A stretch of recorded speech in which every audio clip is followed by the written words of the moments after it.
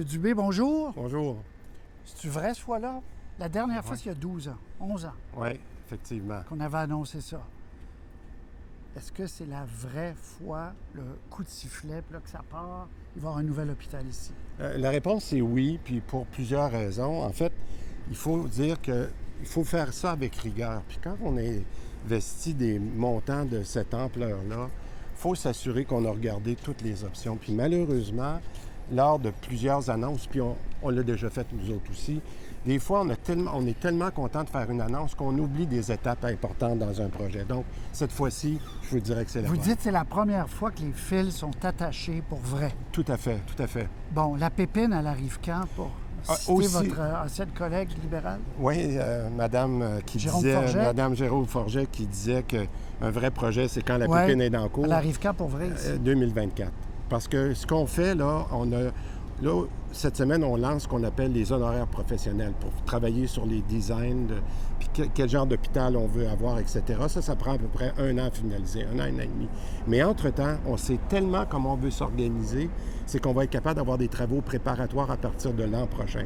Alors ça, c'est encourageant parce qu'ils vont l'avoir, la pépine, dans la cour en 2024. Là, on voit, il y a du grillage. Toute Oui. le vieil hôpital est démoli, là. N'existera plus. Bon, ce qu'on a fait, parce qu'il y avait beaucoup de pression, parce que c'est un site là, de patrimoine, La croix, ce qu'on appelle le cruciforme, là, qui est un petit peu plus loin, on a dit, on fera plus de clinique dans ça, parce que c'est des chambres doubles et triples, il n'y a pas d'air climatisé.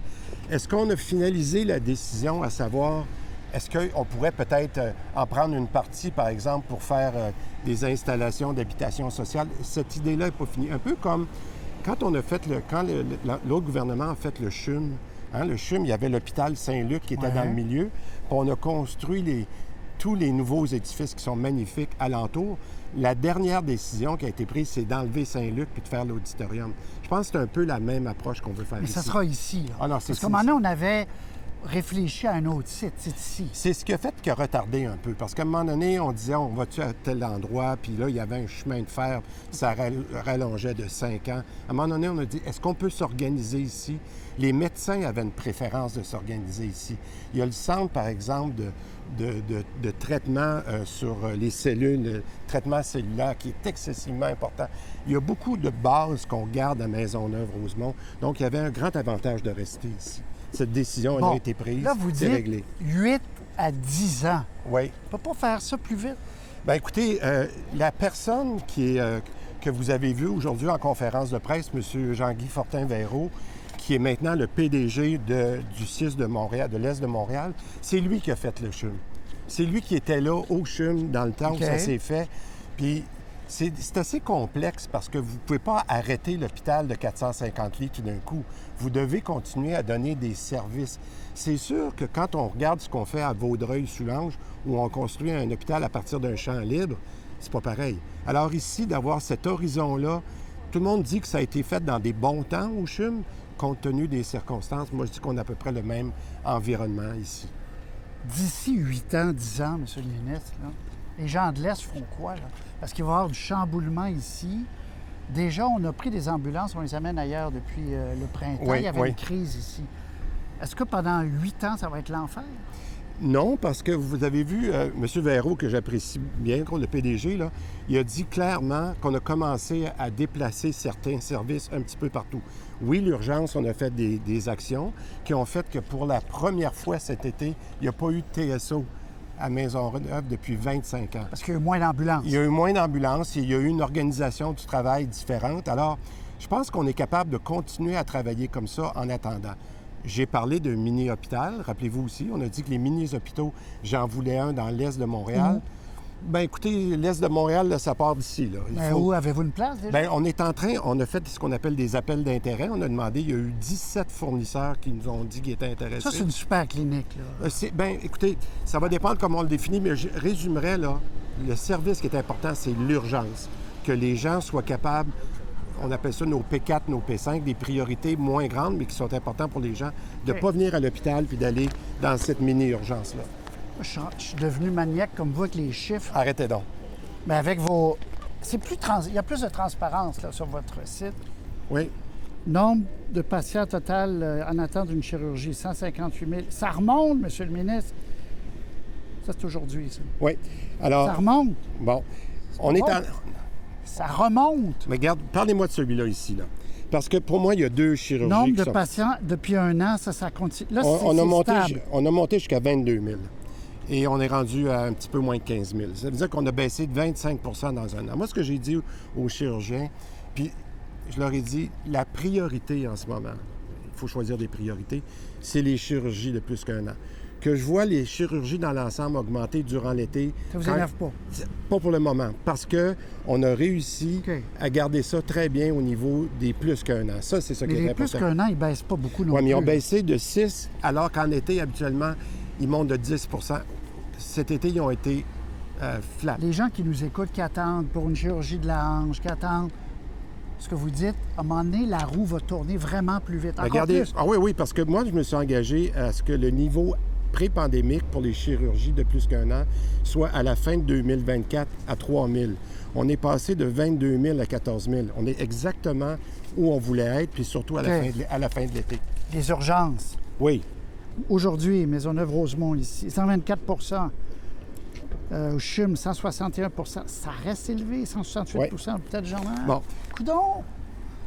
Non, mais... En février, mars, vous vous souvenez, vous avez fait le groupe de travail urgent. Vous allez voir d'ici quelques mois, ça sent pas beaucoup. Regardez, là.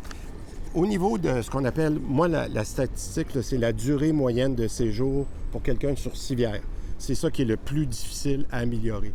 Au pire de l'an dernier, fin 2022, là, on était à 21 heures d'attente. OK. En ce moment, quand je prends la... Ça n'a pas de bon sens. Ça n'a pas de bon sens. On vise 14 heures. OK? On vise le PC de 21 heures, qu'on était au pic, à 14 heures. Parce qu'à 14 heures, vous roulez à peu près 2 fois la même civière dans une journée. Tu pourrais dire ça. Aujourd'hui, on est rendu à 16 heures. C'est quand même une grosse amélioration. Maintenant, c'est pas partout. Quand vous me donnez des statistiques là, De Montréal. parce que là, vous regardez le taux d'occupation. Vous avez un autre tableau Oui, qui montre. Mais ce que je vous dis, c'est qu'en ce moment, la moyenne de tout ça est à 115 À 115 c'est pas mauvais. Le problème, c'est que j'en ai qui sont à 160 Alors, les meilleures pratiques qu'on a réussi à mettre dans la cellule de crise, le seul enjeu, c'est qu'ils ne sont pas appliqués partout. C'est ça qu'il faut régler. M. Dubé, le nerf de la guerre pour vous, là, un hôpital comme ici, il y a 400 quelques chambres. Ils ne sont même pas toutes ouvertes parce qu'il manque de Il personnel. manque de personnel. Les salles d'opération, elles ne fonctionnent pas toutes. Il manque de personnel. Ça, est-ce que vous allez arriver d'ici 1 an ou 2, rétention du personnel puis attirer du... Si vous échouez à ça, tout le reste, c'est de la parole. Oui. Ce que je vous dirais, c'est qu'il faut travailler avec ma collègue, Mme Lebel, comme vous savez. Il négocie. Il négocie. Moi, ce que j'aime... Ajouter de l'argent sur la table. Oui, mais l'enjeu, c'est qu'on ne peut pas en rajouter partout. Il y a une limite que les Québécois sont capables de payer.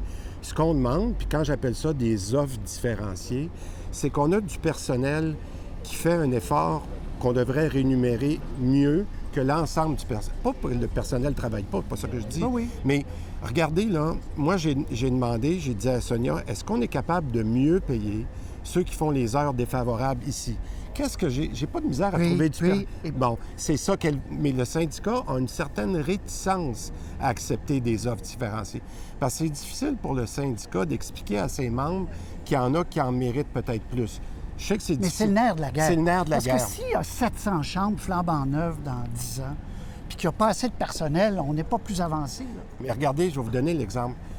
L'investissement en infrastructure qu'on va faire ici, on n'a pas de misère à trouver du personnel au CHUM, au CUSUM. On n'a pas de misère Ça attire le monde. Ça attire les gens. Les gens veulent travailler dans un environnement. Alors, je vous dis pas que c'est la seule chose, mais les infrastructures, ça en fait partie.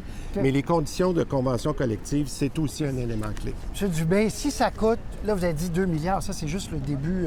Ça, c'est la coquille. Non, mais il faut démolir. Ça peut aller à 4, 5, 6 milliards. Ben, on dit vous allez être là, peu importe le coût. Oui, parce qu'on a dit, oui, on a dit qu'on était là. Ce qu'il faut faire, c'est avoir un processus compétitif. C'est pour ça que vous ne le dites pas tout de suite. Ben non. Mais vous avez en tête... Ben c'est parce qu'il y a une règle du pouce habituellement que le coût de la coquille, là, mais ça est à peu près doublé quand on regarde le coût de Il faut l'équipement, démolir. il faut Ça coûte une démolir. fortune. Bien, ça fait partie. Il y a toute la gestion du risque. Il y a qu'est-ce qu'on va OK. faire avec les honoraires, les coûts de financement. Mais je vous dirais qu'on a une bonne ordre de grandeur qu'en ce moment, cet hôpital-là, en termes de construction, ça devrait être... Ça va être le CHUM de l'Est. Tu sais, il Ah, il n'aimera faut. pas ça, mais ça va Il être faut. aussi beau et attractif pour l'Est de Montréal. Moi, je veux que Il y en a besoin. les gens de l'Est de Montréal, premièrement, mais surtout aussi le personnel. Le personnel mérite, avec toute l'expertise qu'on a, mérite d'être dans le même environnement qu'on a au CHUM ou au CUSUM. S'il y avait eu un REM de l'Est, si on avait gardé à la caisse la responsabilité du REM de l'Est, il y aurait un REM de l'Est en plus. Bien, c'est Mais drôle. là, c'est pas vous, ça. Mais non, mais regardez, Mme Plante était Ah, ici. ben là, on va en parler pendant 20 ans. Non. Regardez, là, on a pris une décision sur la ligne bleue. Oui, la ligne bleue, oui. Oui, mais la ligne bleue, c'est à côté, là. Alors, ce qu'il va falloir faire, c'est dans 10 ans, comment on connecte tout ça ensemble. On a le temps de le faire. M. Dubé, merci. Toujours un plaisir. Bonne suite. On se revoit à Québec. Salut. On se revoit à Bye. Québec. OK, merci. Bye.